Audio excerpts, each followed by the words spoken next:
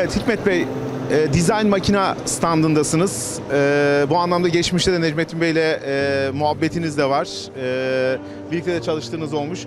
Şunu soruyorum efendim, nedir Design Makina? Nasıl gördünüz, nasıl bilirsiniz?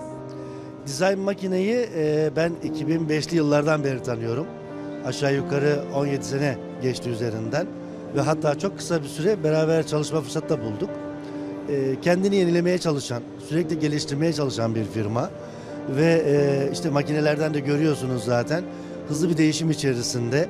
Şu an Avrupa ekonomisinin oldukça riskli olduğu bir dönemde durma konusunda, resesyona girme konusunda ciddi şekilde tehdit altında olduğu bir dönemde şu an Design Makina gördüğünüz gibi işte sürekli standı ziyaret ediliyor ve kendi ürünlerini de geliştirmiş. Bu konuda bir kere her şeyden önce net söyleyebileceğim bir mesaj, helal para kazanmak isteyen bir firma.